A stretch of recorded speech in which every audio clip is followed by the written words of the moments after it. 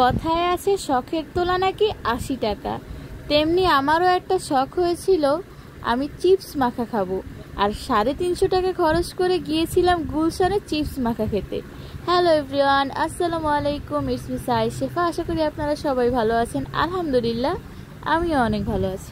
রাতের বেলা সবাই মিলে বাসা থেকে বের হলাম ঘুরতে যাব এই উদ্দেশ্যে। ঘুরতে ঘুরতে কোথায় চলে আসলাম দেখেন তো?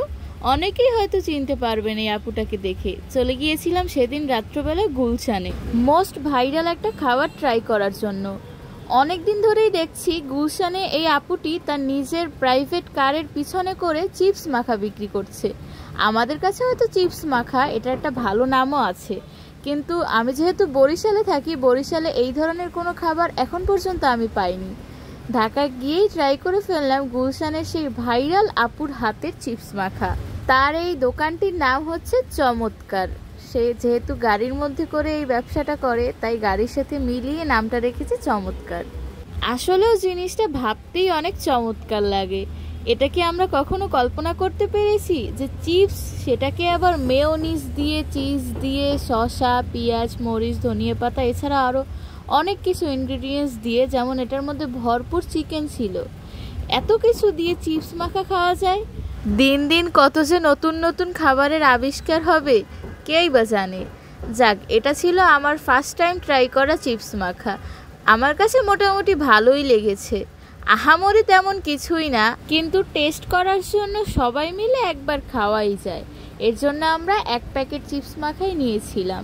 পরিমাণেও বেশ অনেকটা ছিল, কিন্তু ভাই আমি তো ৩০০-৩৫০ টাকা খরচ করে এই খাবার খাবো না।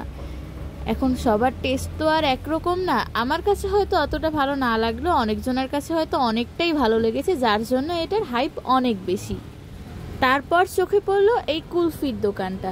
ছোটবেলা থেকেই আমার কুলফি মালাই খুব পছন্দ। বিশেষ করে স্কুলের সামনে পাওয়া যেত লাল কাপড় বাঁধা একটা পাতিলের মধ্যে, ওই কুলফিগুলো খেয়েই অভ্যস্ত। এর জন্যই চলে আসলাম কুলফি মালাই টেস্ট করার জন্য।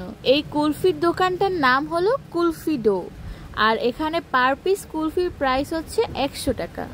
কুলফিগুলো বেশ ভালোই বড় বড় ছিল, যার জন্য আমরা 2টা কুলফি অর্ডার দিই, আর তারা কুলফিগুলো এখানে কেটে কেটে দিচ্ছিল।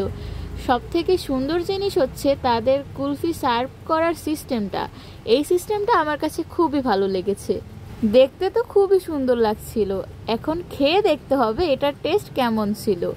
এখানে সুইট অ্যান্ড সল্টের কম্বিনেশনটা একদম পারফেক্ট ছিল।